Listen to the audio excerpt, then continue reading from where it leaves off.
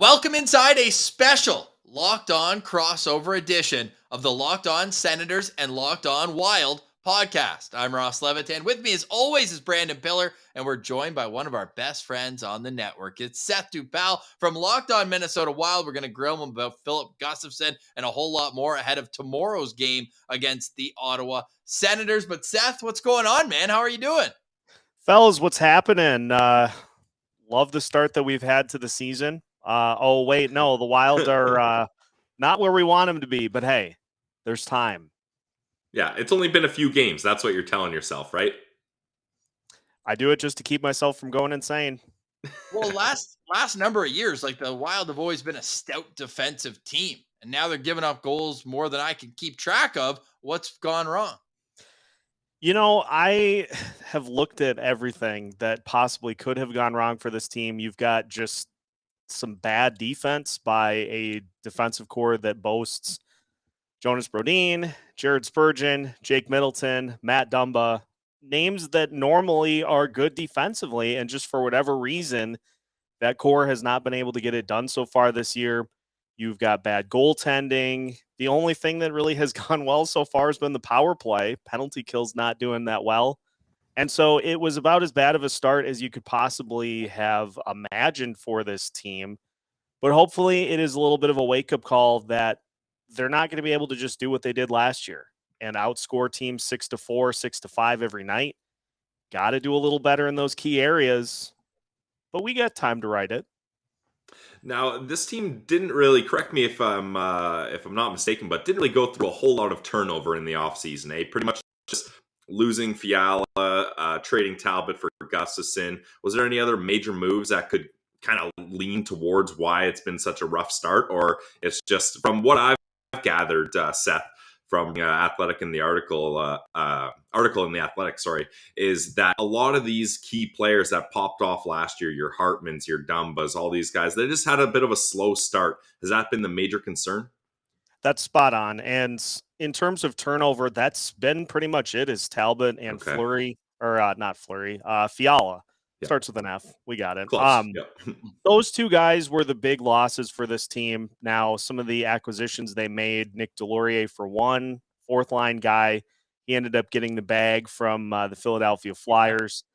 But those were the two major losses. And so you have mostly the same core that comes back. And Bill Guerin touched on it the other day in a piece that Michael Russo did for The Athletic. Guerin said, look, we kind of, I think, just came into this season expecting to be able to run it back and do the exact same thing. And it's just not the same team this year that it was last year. You're relying on Marco Rossi to fill some time. You are relying on a couple of other guys to step in. Kalen Addison, for one, to step in and lead that power play. Now, he has, I think, exceeded expectations so far, but it's been a little bit of a slow start for Rossi. And as you mentioned, Ryan Hartman, Marcus Foligno, Joel Eriksson-Ek, I could go on and on. Those guys just have not started the season off on a good note. And it has led to having to completely juggle these line combinations for the Wilds. They don't really have a solid go-to line at this point. You've got Kaprizov and Zuccarello. You're never going to separate those guys, but beyond that and beyond having the second-rated power play in the entire NHL, which shocks me every day I look at that number, beyond that, it has been pretty much everything that could be off to a bad start is. So I understand the panic, as all fans do, fanatic for a reason, but they've also lost to some pretty good teams. Like the Rangers and the Avalanche are two of the Final Four teams from last year and poised to be really good throughout this season. Boston was undefeated before playing Ottawa, and then they take them to overtime in Boston on the road. And then their other loss is 7-6. You lose by a goal. Sure, defensively you want to tighten up, but that's against an LA Kings team that I think is going to take another good step this year. Sure, the one wins against a team that has 0 wins on the season in Vancouver, but they came from behind in that game too, didn't they? So they showed a little bit of gumption. Now, I want to touch on that top line. You mentioned Zuccarello and Kaprizov on either wing. Great place to start. Who would your ideal centerman be for those guys, and who has it been throughout the start of the season? Still Hartman? So it started with Hartman, but he has just kind of he's just kind of been lost out there through the first few games of the season. He's turning the puck over in the defensive zone, which has led to a couple of goals directly. And so he has now been benched down to the third line as a wing. So that just shows you kind of how much that has fallen, is that the team is hoping that by him focusing on playing a little more defense and not having all of those duties that a center has for your team, hoping that they can kind of jog him a little bit and get him back going. You've got Freddie Gaudreau, who is going to step up and be the center for Kaprizov and Zuccarello. Now, I think the hope there is that he can channel some of that energy he had with Kevin Fiala and Matt Boldy last year in being, and I've said this on a couple of shows, and I don't mean this to be like, I'm bashing him, to be a functioning third member of that line. He doesn't have to do a ton. I mean, Kaprizov and Zuccarello is your line mates. You don't have to do a lot. You just have to be able to do some of those little things, like winning some of those battles, face-offs especially, winning some of the puck battles along the boards. So Gaudreau will be the latest one to be tried there. Joel Eriksson Ek is another option for this team, but he's more of a defensive center at this point and a tap-in specialist, although maybe that would be a good fit with Kaprizov and Zuccarello this year. The thing that fans want to see, and I don't blame them for this, is Marco Rossi, the center of the future. You want to see him be a top 6 guy.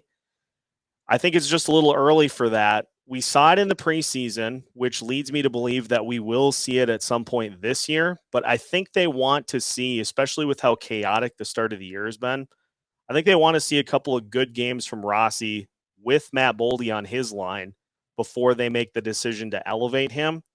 But it's not going to shock me at all if we see that at some point before the season's over.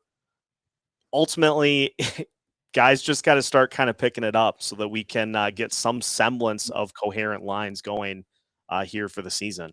Yeah, because you could see that last year too. Like, of course, Hartman had a career year by all accounts, but it was always kind of their depth down the middle where you have some defensive-minded guys, sure. But like at some point last year, I think Frederick Gaudreau was playing top 6 minutes. And it's just like, is that sustainable? And I'm glad you brought up Marco Rossi. Of course, he's a legend around junior hockey circles in Ottawa, playing for the 67, starring for them for a couple of years. Like, he's off to a slow start, but he's playing fourth line minutes, averaging under 10 minutes a game, still looking for his first NHL point. Now, the irony to me, and we've seen this with young centermen coming up through Ottawa, is usually they struggle in the face-off circle. He's won 11 out of 17 draws, but how would you assess his performance and what would give him that next step in your mind?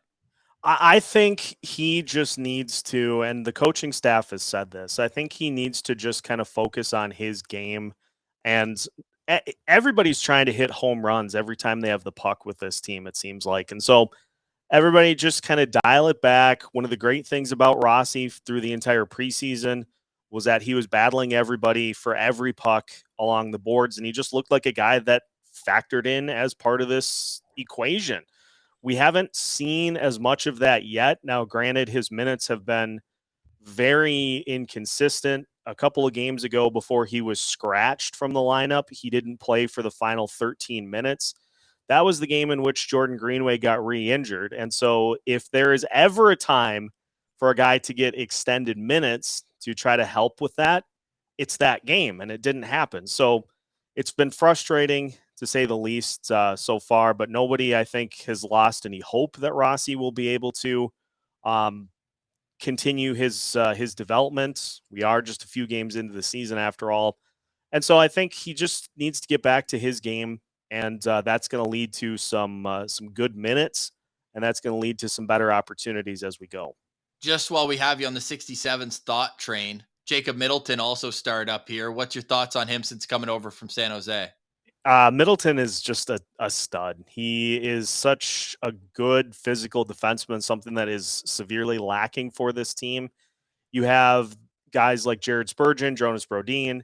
They're more pursuit type defensemen. They're guys that can go lock down Connor McDavid, but they're not somebody that's going to be able to go fight in the corner as much. Middleton can knock anybody down with ease. And I think it just was a perfect match for this team with the type of defenseman they have to bring in that wrecking ball. And I have thoroughly enjoyed every single minute that he's played since, with the exception of some minutes during that Blues series, but let's be honest, there are a lot of players that were like that.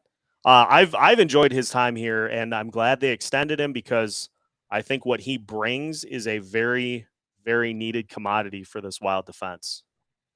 So we've hit on the forward group, we've hit on the decor now, but Seth, from what I'm seeing here, it seems like the biggest issue in Minnesota right now is the goaltending. And as a hashtag goalie friendly show, we got to get into it, and especially because now Philip Gustafson, former Ottawa Senator, we had high hopes for him. He showed flashes of brilliancy at the end of the one NHL season, and that really caused the Sens to protect him in the expansion draft, which thinking back now just seems crazy. Hey, Ross, that's the guy. That's the guy they went with. I had to bring up that. But now you're looking at a situation where he's a big piece of this Minnesota Wild team, because for Marc-Andre Fleury to really be able to thrive, it seems like, especially later on in his career, he needed some competition pushing him. He needed a guy that was kind of looking over his shoulder and that could shoulder some of that responsibility. I'm not convinced Philip Gustafson is that guy yet. Seth, how do you feel about your goalie tandem here? Because it's quite a big difference from Fleury and Talbot to Fleury and Gus. It can only go up. At this point there you go. Season. I mean, it has been about as bad as it could possibly have been to start the year. And you look at it too, I think the most frustrating part is that while the defense was having all these coverage breakdowns and just not able to effectively cover the D zone, you've got Fleury who, and this is one that I think really sticks with me. It was against the Kings, and it was a shot from the top of the zone, and Fleury wasn't focused on the shot at all. Ended up giving up a goal, and like that was the problem from the get-go of the season, was that the goalies were not making even the basic level saves for this team. And Fleury, to his credit, over the last 2 games, has given the team good enough goaltending to win.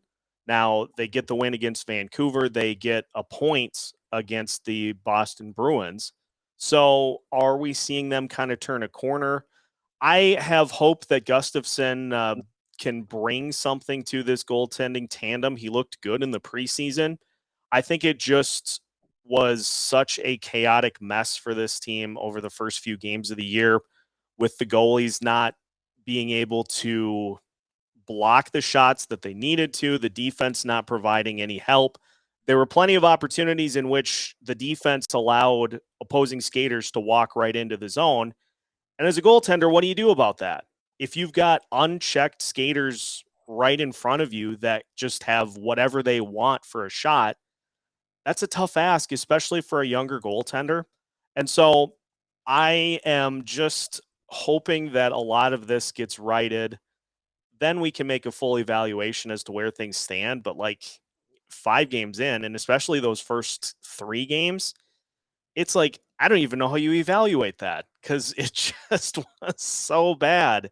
So that's my hope, is that we get a nice sample size from Gustafson. I'd imagine he'll start one of the games this weekend at the very least, since we got a back-to-back.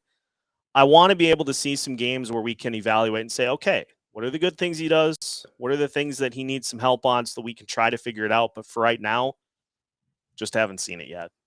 Yeah, it's still early. That's the thing. And my kind of position on Gustafson, Seth, in Ottawa, he never really got a clear, definitive, okay, this is going to be your role. And if he did, it got changed by goalie injuries happening. He was up and down through the NHL, playing in Belleville, all over the place. Remember the 3 goalie system kind of screwed it all up too, because you had to have an extra guy on the taxi squad. So he was, it was just all over the place. Yeah, he just never really had a clear path. So I think knowing that he's going to be a traditional backup to Fleury should allow him to focus in and settle in a little bit more. Now, last thing I want to touch on for the Wild, and we got to get to this, because at the end of the season, the Ottawa Senators were on Kevin Fiala watch, myself included. We all thought, okay, this is the guy they're going to target. He's a top 6 scoring winger. He's coming into a new contract. Perfect guy to play with Tim Stützle.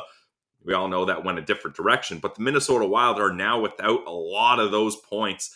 Who is it that's going to have to replace Fiala's numbers for this team to succeed like they did last year? Is it Rossi? Is it Boldy? Who are you really looking to step up to replace those numbers? I'm glad I have a definitive answer for this one, after just having to kind of debate whether or not we can even take anything out of the first 3 games of the year, it's Matt Boldy.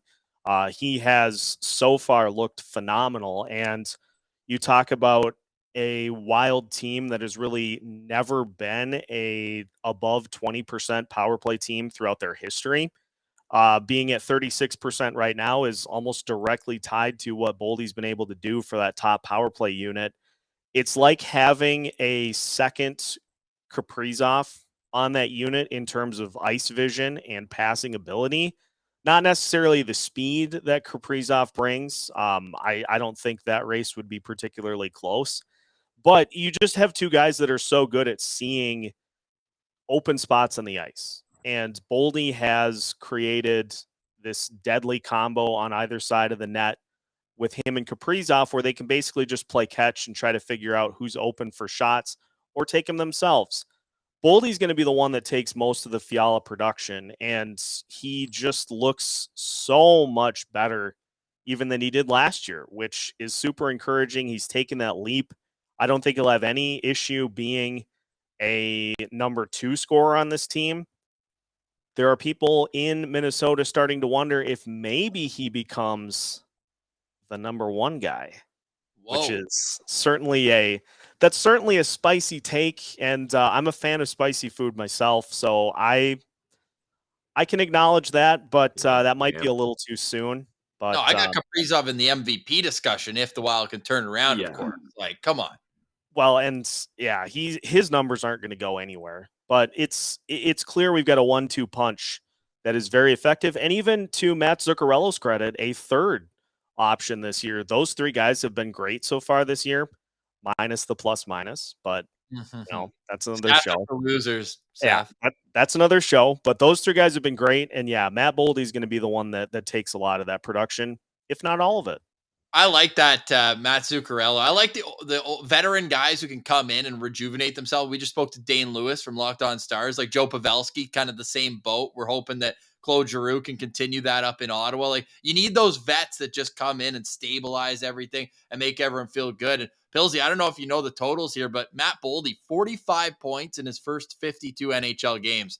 That's coming in hot as a 21 and 22-year-old. And he is going to get a little bit of shine, although not eligible for the Calder. 47 games. He would be if he was if he had played a little bit less. But you know what? You already got yours with Kaprizov, and we can talk about that another time. But if you are interested in betting on things, whether it's a Calder or games or anything, head over to betonline.net. It's the official sports book of the Locked On Podcast Network, and for good reason as well. They've got all your props, odds, player performance lines, and everything else you need in the world of sports for your news, your podcast, literally everything. Go check it out yourself, betonline.net. Pillsy, if you were looking at a Minnesota Wild player that you're hoping hits the over of their what you would expect them to hit, where would you look at this year? Oh, it's got to be betonline.net.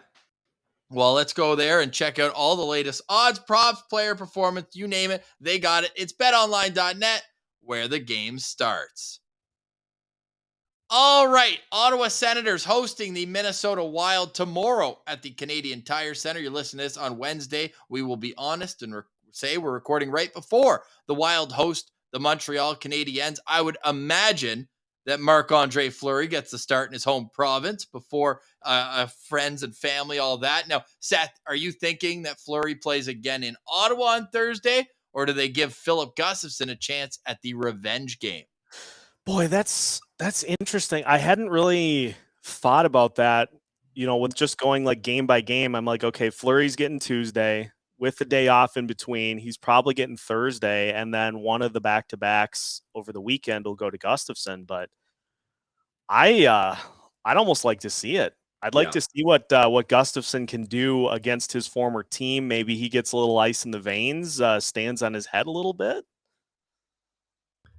But I would love to see Gustafson. I think all the Sens fans want to see it, and not to dunk on the guy or anything, but just you love to have that extra added emotion. And he tried with Murray. Yeah, exactly. It didn't exactly happen.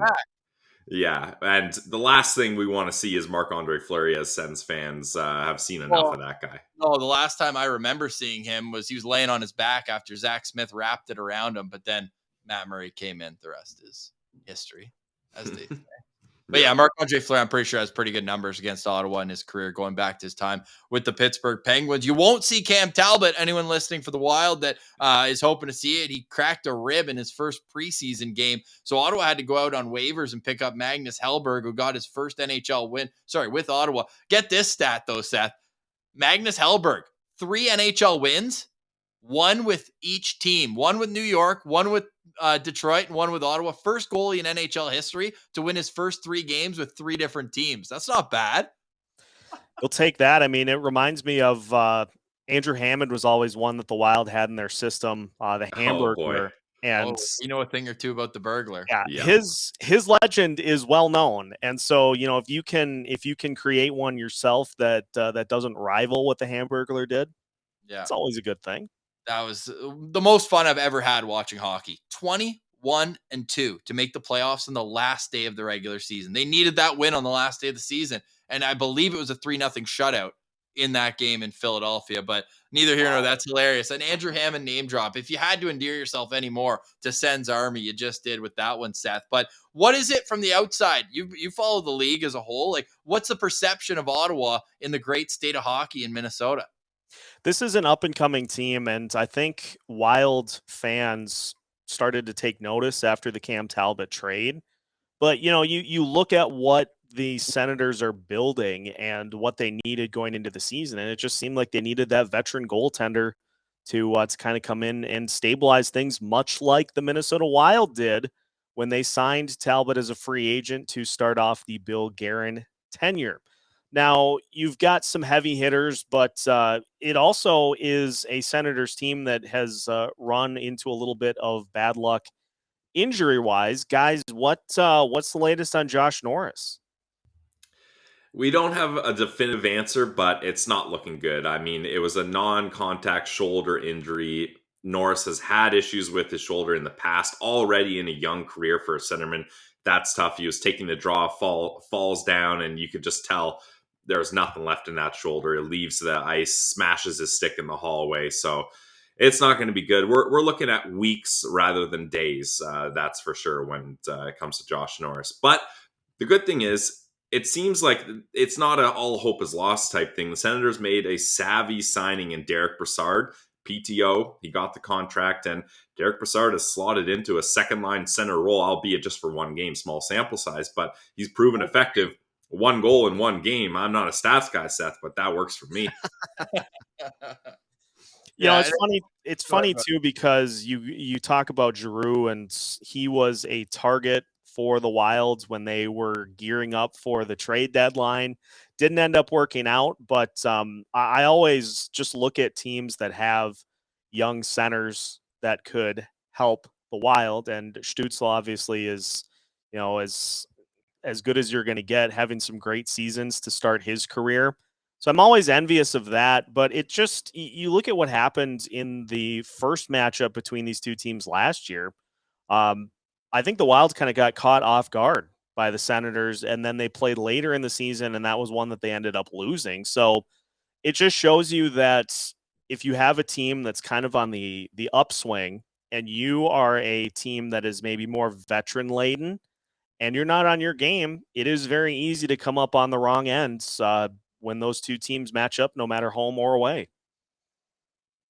Yeah, I think that's really well said. And I remember that game. That actually started the month of hell for the Ottawa Senators, where they had 1 win in November. But that was, they actually went 1-11-1, if I'm not mistaken. Didn't Philip Gustafsson get that win?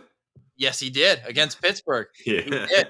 And guess what the overtime loss was against Minnesota? I believe it was a Kaprizov OT winner on a 2-on-1. Yes, it was. Just put it past maybe Gustafsson again.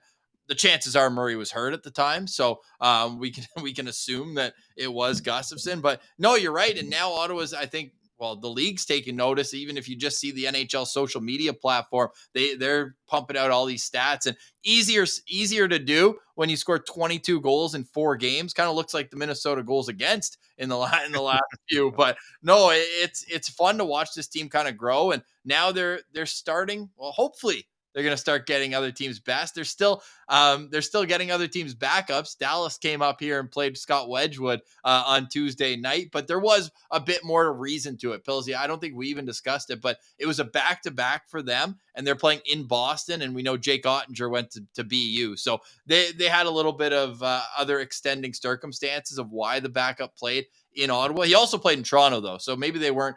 Ottawa's just used to over the last 5 years, Seth, getting everyone's backup when they come through Ottawa. So it felt kind of like a slap in the face to get it again this year. They've also played against not Matt Murray last minute, Samsonov, but argue amongst yourselves who the real starter is in Toronto. But you're right. We're going to start getting other teams' best, and it'll be interesting to see how they react to that and react to injuries. This is the first, you mentioned Josh Norris, first guy to leave the lineup from opening night. And it took them 2 games, both on the road. They lose to Buffalo, a 4-1 score, 2 empty netters. It was a 1-goal game, all things considered. And, you got to tip your hat. Craig Anderson had 37 saves, oldest guy in the league. And it honestly, and I'll send you the stats if you want them, if Gustafsson is named the starter.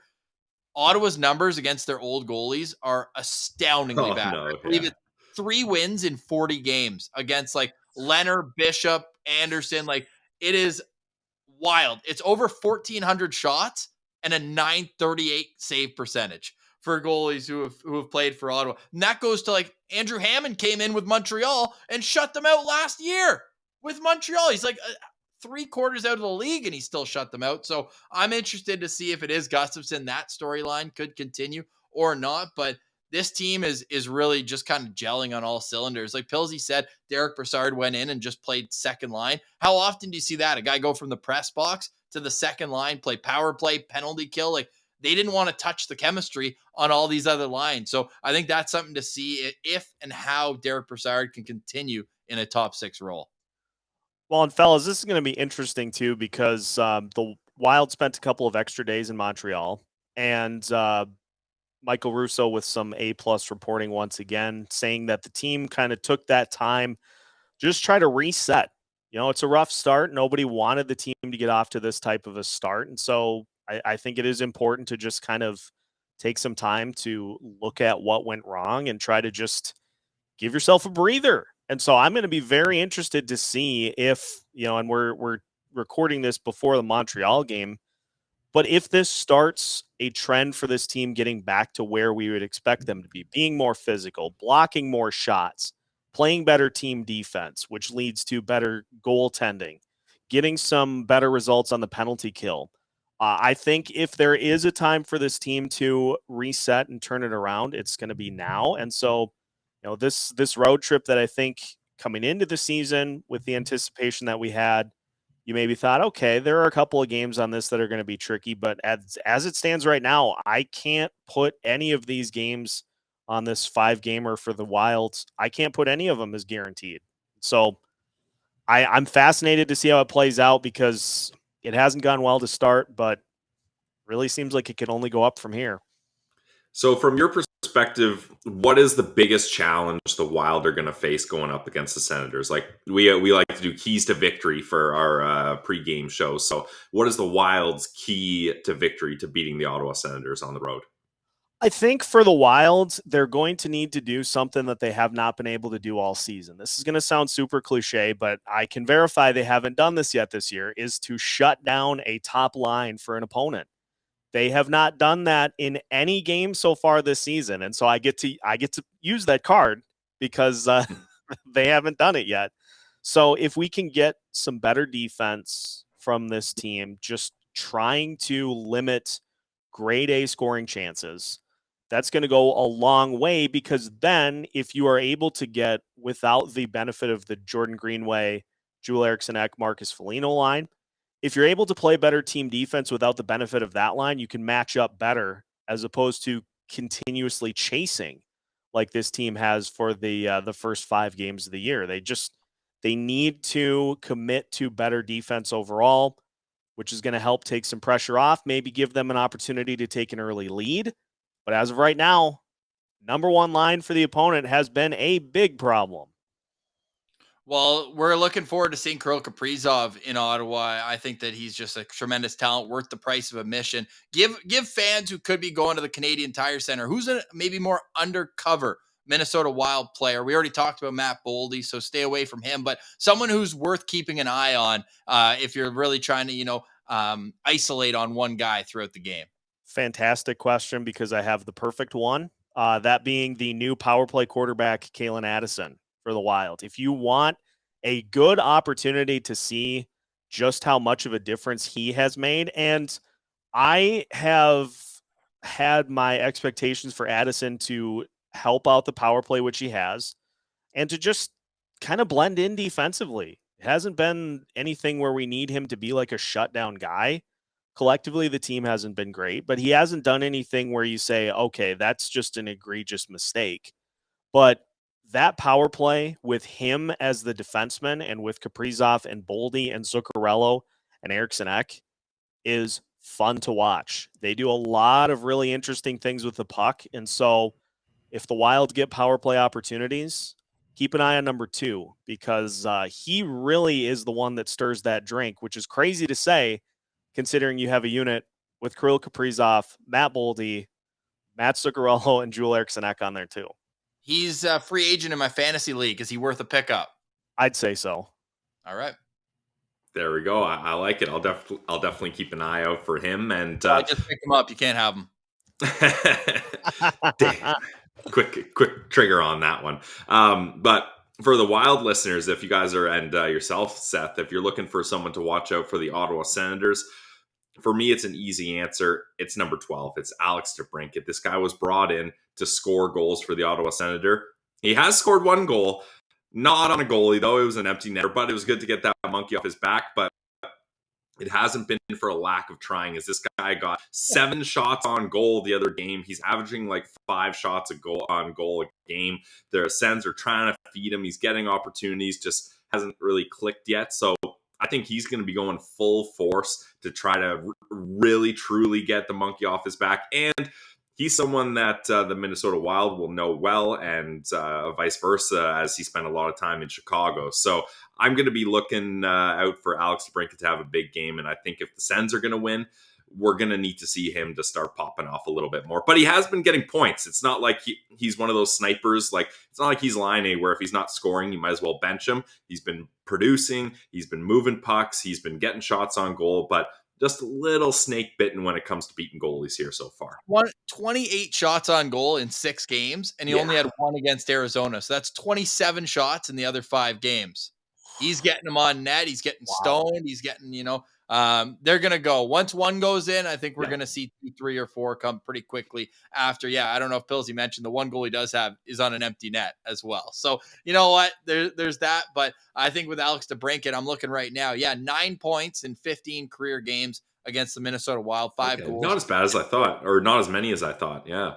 Yeah, it's strange. He's spread his scoring out quite a bit amongst all the teams he plays against. So you know what? That just to me means that he's due. So yeah, in yes. 15 career games against Minnesota, he has 31 shots. So contrast that with 28 shots in 6 games so far this season. So he's firing the biscuit quite a bit. And just as another guy to watch out for, I'll say, is Shane Pinto. He's got goals in 5 straight games. And people from your neck of the woods, one state over in North Dakota, he was a Hobie Baker finalist with Nodak. The Nodak Sens, we called them, because they had 4 guys on the team at the same time. But this kid is a Rookie of the Year candidate, would have been last year, but shoulder separation limited him to 5 games. He's just come out red hot and wins faceoffs. And then, like you said, they've got Josh Norris out, so if they need offense, they might move him up, and he could play with DeBrincat and Giroux, kind of like they do on the power play. Unlike Minnesota, where they load up that one unit, Ottawa's spread it out. Like, they've got Stützle and Tkachuk on one unit with Shabbat, and then DeBrincat, Giroux, and Pinto with Sanderson on the other. So it'll be interesting to see how Minnesota defends that, and I'm excited for tonight's game. You got a final score prediction before we go, Seth? 6-5. I don't think we're quite there yet defensively, and so I'm going to take some goals. I think we are going to see a couple from Kirill. We're going to see one from Boldy, and I think 4th liner Sam Steele is going to light the lamp as well. Okay, but that's a 6-5 Sens win, I'm assuming. No. Wild. Oh, in Regulation? No, I think this one's going to OT. Okay. Head to betonline.ag. Get some good odds on that one for sure. Pelsy, what do you got? I'm with Seth. I think this is going to be a high-scoring game, but a close one. I'm going to go 5-4 Sens regulation. All right. I'll go 5-3 Sens. I'll go 5-3 Sens. Seth, we have so much fun chatting with you. Will you join us in the postcast tomorrow? Absolutely. Count me in. All right. We will see you there. In the meantime, make sure you're following Seth at Seth Toupal on Twitter, and you can follow Locked On Wild. Make sure you're subscribed to Locked On Wild on YouTube and wherever you get your podcast. Go leave him a 5-star review and tell him how handsome he is as well. Seth, we really appreciate this. We'll talk to you in the postcast tomorrow, and go Sens go.